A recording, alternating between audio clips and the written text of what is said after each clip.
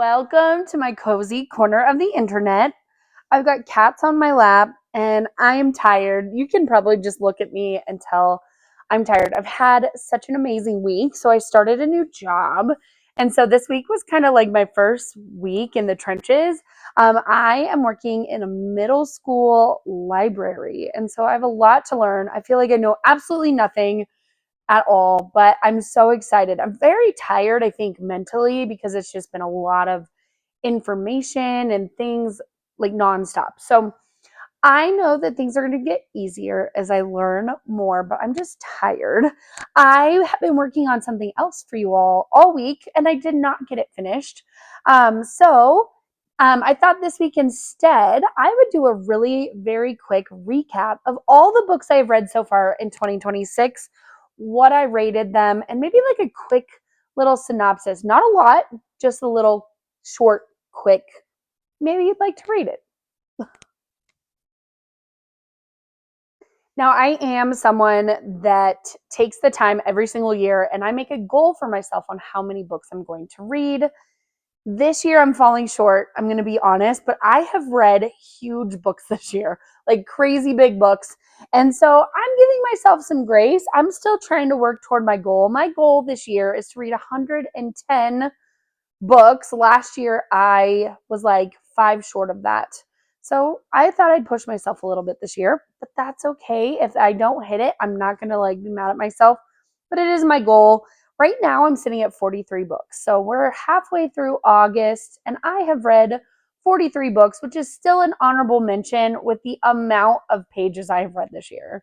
So I'm going to jump in. I'm going to tell you a little bit. First, I'm going to tell you the title, the author, what I rated it, and then also if there's spice in it, because I am a big advocate on keeping people informed because I don't think books should have spice. That's just who I am. Is it really hard to not have books with spice? Absolutely. So I'm just going to give you that. If you're like me, you can skip the spice, or if you're a parent of a middle schooler or a high schooler, or even an upper elementary school kid, some of these are great options because I do read a lot of that, but some of these are absolutely not good options. And so I think you should be well informed with that as well. So I'll give you that information, but we're going to make this short and simple. And you guys can kind of see the year that I've had as a reader in 2026 so far, I guess I should say. All right, the first book I read in 2026 was The Heartbreak Hotel by Ellen O'Clover. I believe I said that correctly. I gave this one 4 stars. It was a very cute little romance about people who lived in Estes Park, and I live in Colorado, so I just connected with that. I love Estes Park, so it was kind of fun reading a story about Estes Park. But it was about a girl who went through a nasty breakup, and she's trying to run a hotel in this house that she's renting. And it was just a really cute, quick romance. Little spice, but not too crazy. The second book I read this year has actually shaped a lot of the reading that I have done this year. So the second book of the year that I read was Dungeon Crawler Carl by Matt Dinniman. I would have given this a 6 star. When I say 6 star, it means it's above and beyond the best it could be. So it was a top read for me so far this year. If you have not heard about Dungeon Crawler Carl, you need to just try it. I don't think it's for everybody, but man, is it funny? Is it quick? Is it witty? It is everything. So you're going to hear a lot more about that one this year. The third book I read this year was the saddest book I've ever read. It was a book called The River is Waiting by Wally Lamb. I guess this book has been out for a while. I had no idea what I was getting myself into. I had seen it on a couple like bestseller lists. It was so sad. I gave it 4 stars. But only read this if you want some like pure heartbreak. If you are a book reader like me, and sometimes you just need a good cry, The River is Waiting broke me. I still think about it sometimes. The fifth book I read this year was Bitten by Jordan Stephanie Gray. I gave this a 4 star, but I almost wanted to give it less than that because this was labeled young adult and there was sexually explicit scenes in this book. And I don't know where you stand on this, but I'm a firm believer that a young adult book, something labeled young adult, should have closed door romance. That's just my personal opinion. So I believe that this book was mislabeled as a young adult novel. Did I enjoy it? Yes, it wasn't my favorite. I did enjoy it, but I would not recommend this for younger readers. No middle schoolers, no early high school. It was pretty graphic for a young adult. The book six I read rocked my world. This book was We Who Will Die by Stacia Stark. I also would give this a 6 star. I absolutely gobbled this book up. One of my favorite reads of the year so far. Number 7 on my list was the second Dungeon Crawler Carl book. It was the Doomsday Scenario. Of course, written by Matt Dinniman, also a 5 star read. My 8th book of the year was 24 Hours to Nowhere, and I will tell you a little bit about this book. I read this book for Battle of the Books at my school, so this was something I would recommend to a middle schooler. It had a lot of feelings, kind of like the book Holes, which literally to this day is still one of the kids' favorite books. So if your kid really likes Holes and you're looking for something that they will connect with and enjoy, 24 Hours to Nowhere was good. I personally gave it a 3 star just because it was a younger story, but they go in a cave, they're looking for treasure. It was cute. The 9th book I read this year was Mistborn by the one and only Brandon Sanderson. This was also a 5 star read for me. I don't think I've ever read a Brandon Sanderson book I did not give 5 stars, so I'm biased. I will always give him 5 stars. He can do no wrong in my eyes. I'm just going to throw that out there. If you've never read Mistborn, do it. They are making it a show, and it's going to be phenomenal because Brandon Sanderson is helping write the show, and I'm so excited. But this is just a story. It's a high fantasy. Um, it's a world where they use metals and they get powers from different types of metals. And Mistborns can use all the metals, while other people that have these powers, they can only have like 1 or 2 metal powers. So Mistborns are special. There are also normal people that have 0 powers as well. My 10th book of the year was The Rings of Fire by Melissa de la Cruz. I gave it a 3.75. It was fun. It was filled with adventure. It's a fantasy. It kept me excited and going, but it wasn't like anything I would write home about. I would continue that series though.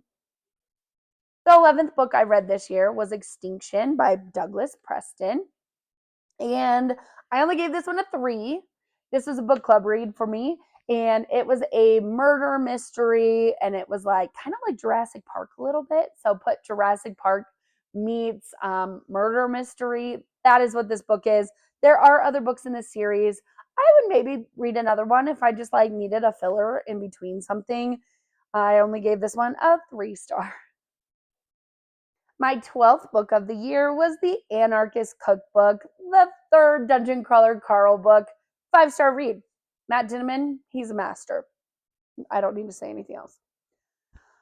Book 3 was an ARC read that I got from an author, and it was called Camp Nightfall. And I want to say the author's name is Kira Morick, and I'm so sorry if I butchered that last name, or even maybe your first name. But I gave this one a 3.5. This was really cute. This gave me kind of like Hotel Transylvania vibes. It was about a vampire, Dracula's daughter, has to go to summer camp because she can't suck blood. It grosses her out. And so they send her to the summer camp, and there's like werewolves and mermaids. I think they're called sirens and all these things. And it was just really cute. I did really enjoy it, and I would probably recommend this to a older, younger person. Middle school is probably a little too young for this, but I would say high schoolers. I think this was cute. Book 14 for me was The Well of Ascension, the second book in the Mistborn series by Brandon Sanderson. I don't need to say much because obviously it was a 5 star read. Okay, I discovered this new author this year and I am hooked. I love her. For my 15th book, I read the book Across the Vanishing Sky by Catherine Cowles. I gave this an absolute 5 star. It's a romance, but also a murder mystery. She calls them her stabby romances. I am trying to talk this book up on Book Talk, on Instagram. I want people to know about this author. Her books are adorable. So if you like a romance, if you like a little mystery, so good. So good. I have not read the second one in the series because the third one doesn't come out until my birthday. And I want to wait for it. So that's the only reason I haven't read the second one yet. Yes, spicy. The 16th book I read was another Battle of the Books book for middle schoolers. This was Away by Megan E. Freeman. This is a second book in a series. The first one is very, very popular. It's called Alone. And the kids love it because it's written in poetry, like verse. And so the kids really like it because it's quick and simple, but it also gives you like a mystery. You're trying to figure out what is going on. I personally only gave this a 3 stars, but all my middle schoolers that read this have really enjoyed it. So I do recommend it for middle school, maybe even upper elementary school readers. Now, this must have been the time of the year that I was cranking out a bunch of Battle of the Books books. And the next book, book 17 on my list, was Legend by Marie Lu. I only gave this one a 3 star. It is kind of like a dystopian-ish feel, sci-fi-ish feel, I guess. Book. I did not love it, but my middle schoolers loved it. This was one of their favorite Battle of the books this year. And so if you have a younger reader, I recommend this one for sure. There's a little bit of romance, but not like it's PG romance. So it's good. Book 18 for me was The Gate of the Feral Gods by Matt Dinniman. This is the next book in the Dungeon Crawler Carl series. Don't hate me, but I only gave this one a 4 star. This was not my favorite, but was it amazing? Yes. Just compared to all the others in the series, this one just was not my favorite. Still great. Don't hate me. Yeah. Book 19. The title of this is a little funny, but the title of this story, this book, was called The Cock Down the Block. This is by a local author named Amy Award. I met her at a Romancing the Rockies event that they were putting on here in Colorado. And they had a bunch of local authors. And so I bought her whole set. It's actually right there on my bookshelf. They all have animals. So every book, the character has an animal. So I think the first one is like a rooster. So the book is called The Cock Down the Block. The second book has a wiener dog. So it's like the wiener next door. It's supposed to be funny. Yes, a little spicy, but really just cute. And it's short and easy to read. And I enjoyed it. And here comes Dobby. Okay. So yes, that was good. I gave that one a 5 star read. I liked that. It was probably one of the best like local author books I've read. Book 20 for me was a book called Red City by Marie Lu. She also had written that book, Legend. This is not a children's book. This is an adult book. I actually hated it at first, and it was almost going to be a DNF for me. I almost didn't finish this.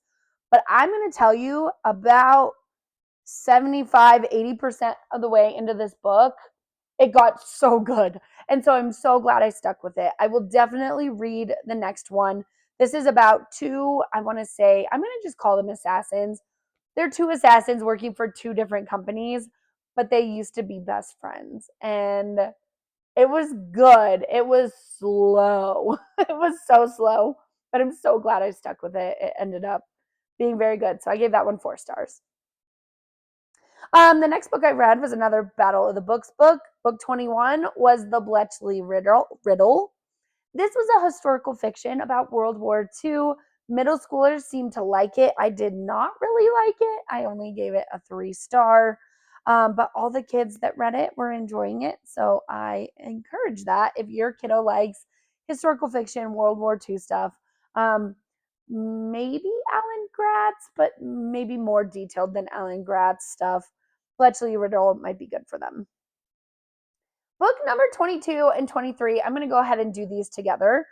This was Devney Perry's fantasy novels that have come out. I read The Shield of Sparrows, The Shield of Sparrows and the Rights of the Sterling. And I'm going to get hate for this one, but I'm just going to say it. I loved the first one. Book number 1 got 5 stars from me. I loved it. I even reread it before the second one came out. I loved it just as much the second time. The second book, oh my gosh, people were all over the internet crying and sobbing and like freaking out. And I was just mad. So I only gave it 3 stars. I think if I would re-rate it now, I probably would give it more than 3 stars. But when I rated this, I was mad at Devney Perry. So she got a 3-star from me. The twist at the end wrecked me. And I'm still mad about it. So she still gets a 3-star from me. Book 24 was the next book in the Dungeon Crawler Carl series, The Butcher's Masquerade. Solid 5 stars from me. Book 25 is currently sitting at my favorite book that I have read so far this year. This book, my bestie told me forever, read this book, read this book, read this book. But it wasn't out yet, really. Like it was an indie author book that they had on Kindle Unlimited.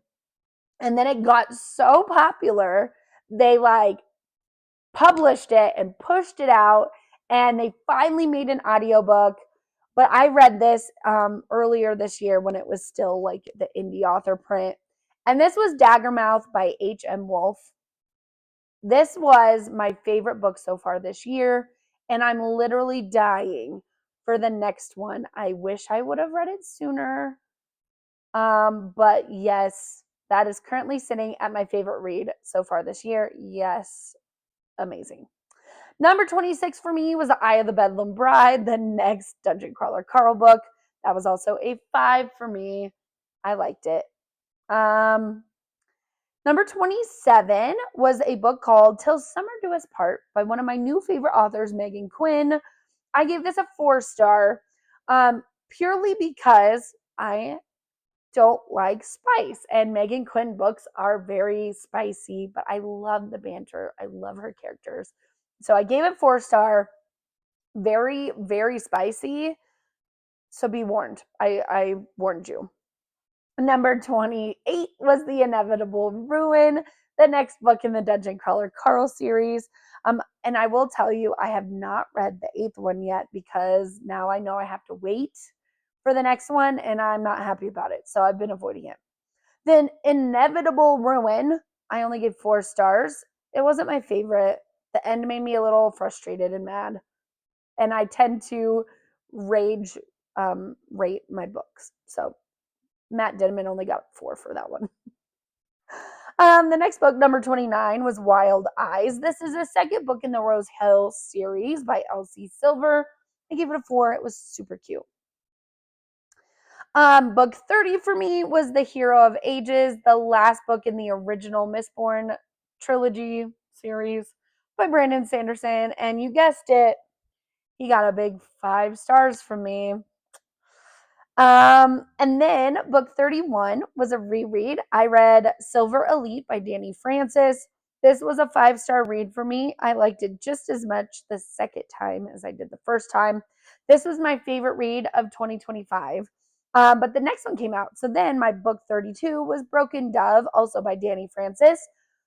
I liked this book, but there are so many unknowns, and she left it at such a cliffhanger. I was really expecting this to be a duology. I don't know where I had originally read that, but apparently it's not going to be a duology. So once again, I rage scored this book as a 3.5. In all honesty, it's probably a 5-star read for me, but because I'm mad about it, it's a 3.5. Book 33 was the book House of Frank by Kay Sinclair. I only gave this one a 3-star read, 3-star, but it was good. It was really good, but also it was a cozy read, but there's LGBTQ stuff in there, things that I didn't know about, so I would not recommend this to younger readers. There were some things like adult themes in this. It was good, not my favorite.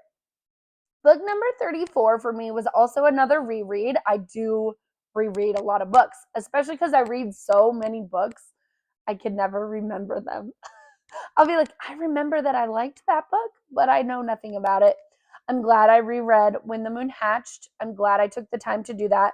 This book is by Sarah A. Parker. It's the first in the Moonfall series. This was a 5-star read for me.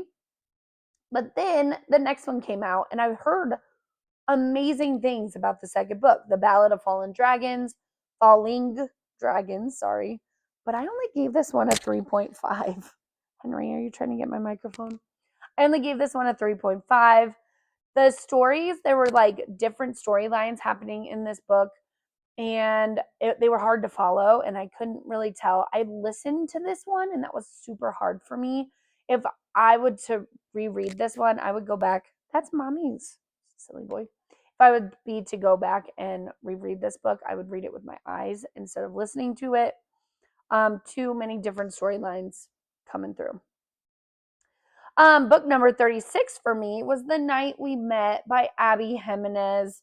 I gave this a 5-star read. This is probably my favorite romance I've read so far this year, Henry.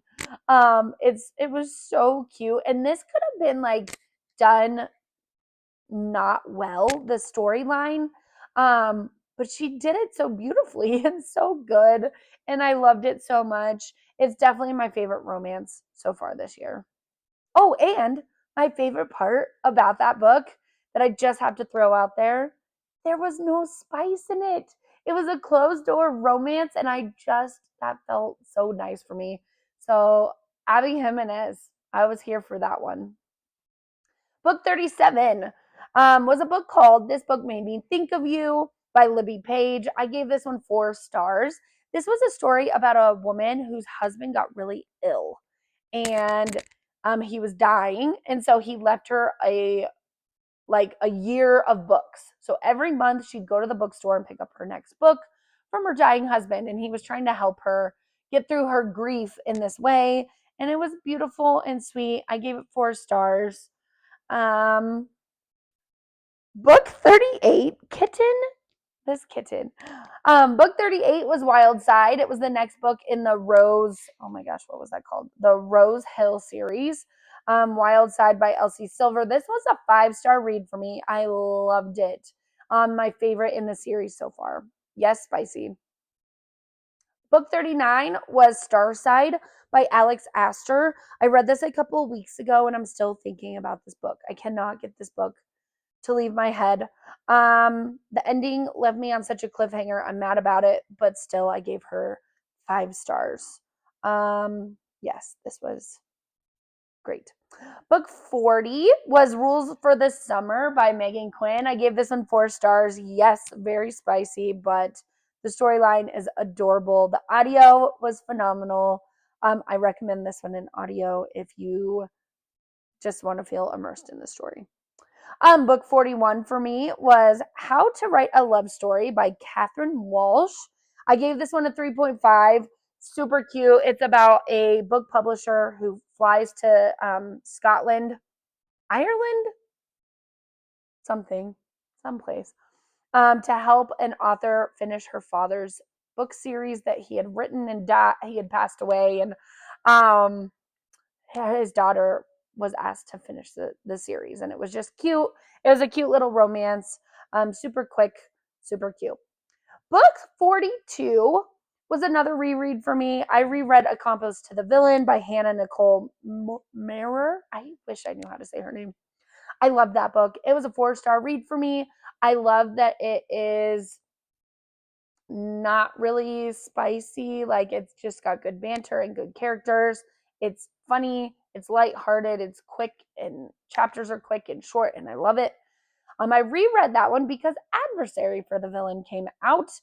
This is the 4th book in the series, and I'm going to tell you, I'm just going to be real. This one fell flat for me. This was a 3-star read. At this point, it just feels like we're drawing the story out to just keep writing more books instead of keeping the story going. I don't know. This one felt a little off for me. So that is my 43 books that I have read so far this year. I'm hoping to finish my book that I've been reading this week, today or tomorrow.